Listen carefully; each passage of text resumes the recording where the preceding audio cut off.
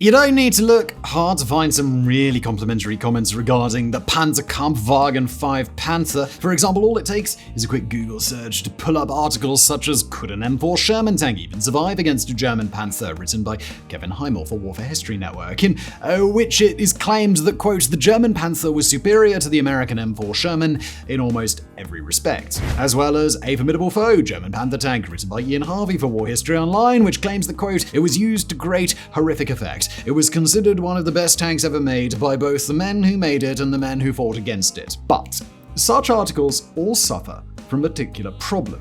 That being that their assertions that the Panther was simply phenomenal as a weapon of war appear to have very little grounding in actual historical reality. In reality, basically all period sources and serious histories speak of the Panther as a monumental heap of junk, one that was so bad that we here at Megaprojects actually believe it was a proactive detriment to the German war effort. Intrigued? Well, don't go anywhere, because we're going to tell you all about that.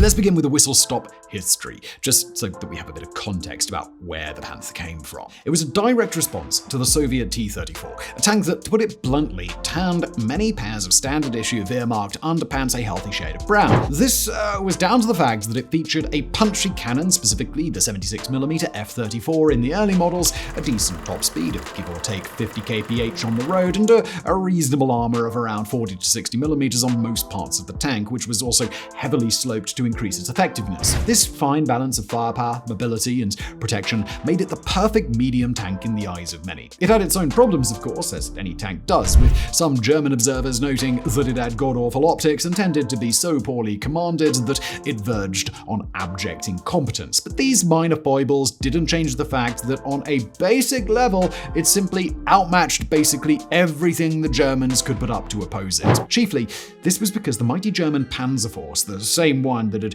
so recently steamrolled over France, was actually starting to look quite obsolete come Operation Barbarossa, with the majority of it being comprised of light tanks such as the Panzer I and II, as well as the Czech-designed Panzer 38T, and thanks to their wafer-thin armor and tiny guns, these really struggled against T-34s.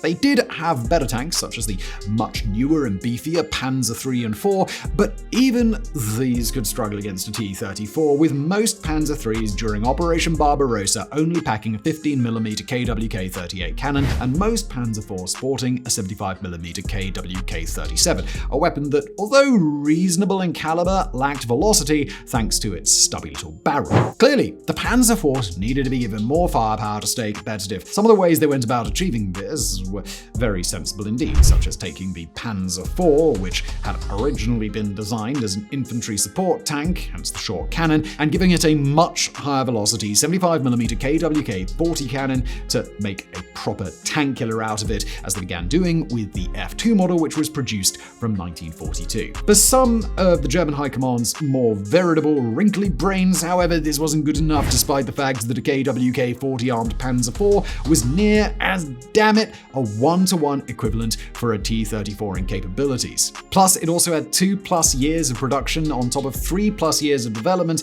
that allowed for all of its mechanical kinks to be ironed out, and was simple enough to be pumped out of the factories in vast quantities. So with this desire for more in mind, work began on a whole new tank, the Panther, and it was to really push the boundaries of armor, firepower, and mobility. To not just match the capabilities of the Soviets, but to set a new benchmark in tank capabilities that would leave them quivering in their wake. Development of it began in 1941, with the first thing on the to-do list being finalizing what the hell the Panther would actually be and who would actually build it. Calls for prototype submissions were put out, with both MAN and Daimler-Benz quickly rising to the fore as the clear frontrunners. Come early 1942, with German High Command really not wanting to hang about getting the Panther onto the field, both Both MAN and Daimler-Benz proposals, the VK3002 M and D respectively, were soon weighed up against one another, with it being decided that the MAN design was the superior one, largely thanks to its superior armor layout, its more roomy turret, and its more advanced suspension design. From there, development progressed very quickly, with the first prototype Panther being completed in September 1942. This was then put through a quick series of trials which revealed several reliability issues, particularly with its transmission and its final drive system, the latter being a drivetrain component that transfers power from the engine to the tracks, enabling movement and maneuverability. Some hasty modifications were then made to try and remedy these problems, and the Panther was then thrown into mass production in January 1943, with the first units being delivered to the Eastern Front in the middle of the year, just in time for the Battle of Kursk, which was where it first saw combat. Production then continued to ramp up, and by 1944, the Panther had become a mainstay of the Panzer Force. As for the exact amount produced, that would be 5,729, at least according to Thomas Jentz in Germany's Panther tank, The Quest for Combat Supremacy.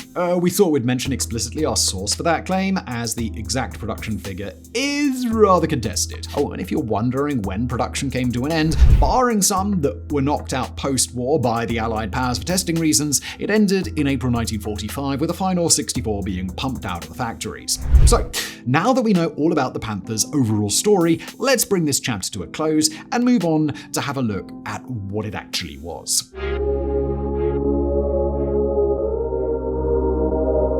Now, let's start with the most exciting bit first, the bit that goes bang, which in the Panther came in the form of the 75mm KWK-42. As much as we are later going to be arguing that the Panther was a highly overrated tank overall, there's no two ways about it. This is the part of its design they absolutely nailed, as this was a bloody fantastic gun. It put about 6 rounds a minute downrange, which was quite standard for the time, but thanks to the quality of its rounds, coupled with the very high muzzle velocity of 935 meters per second that could be achieved thanks to its 525 centimeter long barrel, those 6 rounds really did some real damage. Firing the PZ-GR-3942 round, for example, which was an armor-piercing ballistic cap shell type, it could penetrate 138 millimeters of armor at a 30-degree angle at a distance of 1 kilometer. And this only got better if it was firing the PZ-GR-4042, an armor-piercing composite rigid shell type, because this could penetrate 149 millimeters of armor at a 30-degree angle from 1 kilometer away. Not only is this easily enough to handle a T-34, which, if you recall, usually had at most 60 millimeters of armor, but it's also vastly superior to many contemporary Soviet shells. Take, for example, the BR-365 armor-piercing high-explosive rounds that came out of the business end of a T-34 85's 85mm ZIS-53 cannon. It could only penetrate 82 millimeters of armor at a kilometer, and that's with a 10mm broader caliber than any round fired by the Panther. In terms of armor, the Panther was designed with a sloped armor configuration just like the T-34 it was designed in response to. Specifically, it had 80mm on the front, sloped at 55 degrees, which by our own maths, so take it with a pinch of salt, made its effective armor thickness 139mm. As for the rest of its armor, the front of the turret was even meatier, as it had both a 110mm thick mantlet and a 100mm glacis plate sloped at 10 degrees for an effective thickness of 105mm. Again, by our own maths. Given that the mighty Tiger I had a front hull thickness of 100mm, these figures from the Panther are nothing if not impressive. Those figures came at a cost, however, because the Panther's side armor was comparatively lacking, and that's putting it mildly. On the middle hull, you could see poking out above the tracks, it had 40mm of armor, sloped at 40 degrees for an effective thickness of 52mm, and down on the flat bits behind the tracks, it was even worse, because it had 40mm with no slope at all. Remember the penetration figures of the Soviet BR-365 round that we just discussed? Yeah. The side armor thickness of the Panther just wasn't good. There is no two ways about it. Do note too, the Panther's armor varied a bit model to model, but was always around what we've just said without any major deviations. We just don't have the time today to go into every sub-variant and its precise armor thickness. If, incidentally, you happen to be wondering where this bizarre armor spread came from, it wasn't the result of a long since defunct tactical doctrine. Nope. Instead, it was the result of direct intervention from the demonetizable Austrian armband enthusiast who, as he was often wont to do, stuck his nose into business he had no right being in and demanded that the front be raised to the thickness that we just discussed. Moving on from armor now, however, what about the Panthers go? Well, thanks to its V12 Maybach HL230 petrol engine, which produced about 700 horsepower at the crank, the typically 45-ton Panther could be pushed up to speeds of 55 kilometers an hour or so on the road and 24 kph off it. For comparison, this is a smidge higher than the T-34, which, as we've already discussed, maxed out at 50-ish kph, and ever so slightly faster than a Sherman, which typically topped out in the region of 45 kph or so. This is nothing if not impressive, given that a Panther was heavier than both of them, with a Sherman usually coming in the 30 to 35 ton range and a T-34 being a touch slimmer at 25 to 30. Also of note is the Panther's suspension system. It was a so-called interleaved system, i.e. one where the road wheels are arranged in overlapping or staggered rows. As no doubt many of you will already be aware, this way of doing a suspension is very iconic to German World War II tanks, as basically no one else has done it this way before or after, and for other examples, just have a look at this Tiger 1, this Tiger 2, this Panzer II Luchs, and this Panzer 1F. Besides just looking cool, however, they're also quite smart too, at least on paper, as they offer improved ground pressure distribution, a smoother ride, and better shock absorption, as well as better traction and stability, all through increasing the number of wheels and thus surface area in contact with the tracks. So then, what's the problem? Because from the technical overview, the Panther actually low-key sounds like a banging bit of kit, doesn't it? A meaty cannon, plenty of go, plenty of armor, even if it's laid out a bit weirdly. So why is it a heap of junk? And why do we believe it was an overall detriment to the German war effort? Well, it all comes down to a myriad of issues that fall under the radar when one is looking at the Panther through the top trumps lens of technical stats and design. So let's bring this chapter to a close and move on and look at exactly what those issues were.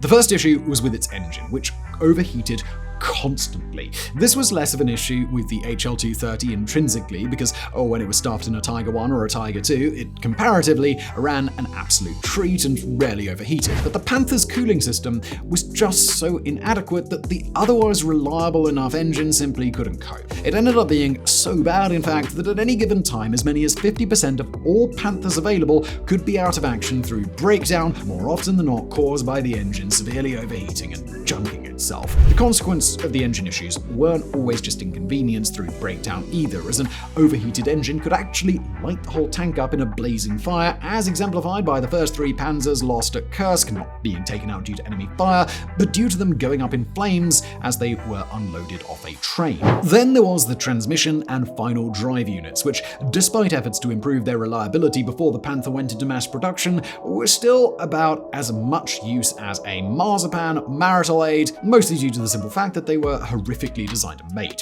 They were so poorly made, in fact, that oftentimes a crew would barely get 200 kilometers out of them before one of them failed outright, and bear in mind too, the Panther had a range of about 260 kilometers on the road, so it's not hyperbolic at all to say that the crew could well end up having to change the transmission or final drive system more often than they had to go and fill up the tank. How is a commander ever meant to plan deep and decisive tactical actions around a transmission this unreliable? The simple answer was that he couldn't. A commander with a lot of Panthers at his disposal would intentionally have to keep his plans conservative and thus find his capability significantly hampered. But at least the transmission could actually be swapped out in the field, albeit with a hell of a lot of work and even more swearing. We can't say the same of the final drive system, however, which, though technically repairable or swappable in the field, was in reality such a delicate and complex bit of machinery that oftentimes field repair simply wasn't possible, and so the Panther would have to be towed out to a depot for repair instead, which not only took a hell of a lot of time, but also deprived its unit of a tank while it was away. These issues alone would be more than enough to damn the Panther in our minds. But hold on, because there are still so many more issues to come. Another issue was the cost of the thing. At face value, this actually doesn't look that bad for the Panther, which typically cost in the region of 143,000 Reichsmarks compared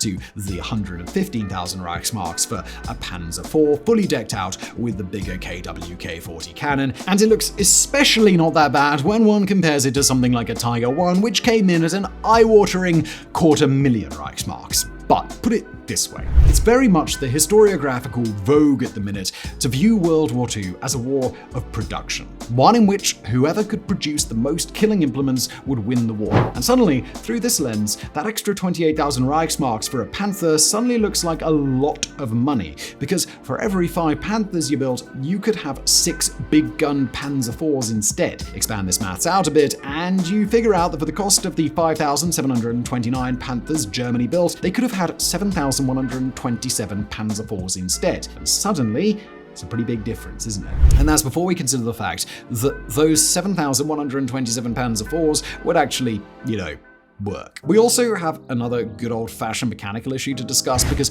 I remember when we said that interleaved road wheels were iconic to German tanks? Yeah, it kind of turns out there is a good reason that no one else has really used them. For starters, they are an absolute nightmare to maintain, because if you have to replace a whole side wheel, you now have to remove 3 others just to access the one that you want to swap. So the whole fix could end up taking 12 hours. 12 hours where the mechanic was not only putting his back out, but 12 hours in which the Panther was out of commission, not shooting the enemy.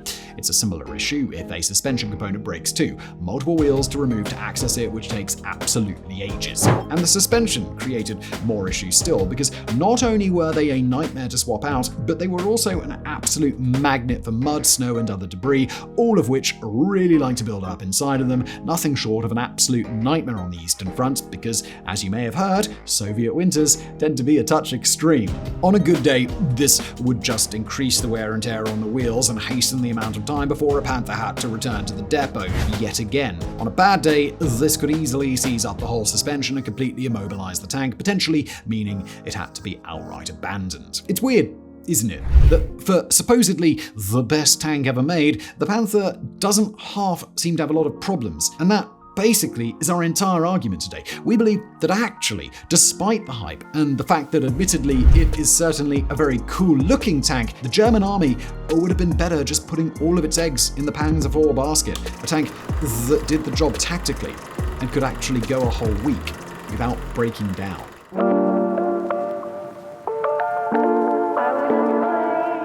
And so, our video today draws to a close. Do you agree with what we had to say? We are the first to admit that historical analysis such as this is very subjective. And so, we will also be the first to admit that we could well be wrong, with there being some kind of angle we simply didn't consider, or some kind of narrative-changing evidence that we simply did not uncover during our research. Let us know what you think in the comments. We'd also love to hear which German tank you think was the best, be it the Panther or anything else for that matter. And thanks for watching.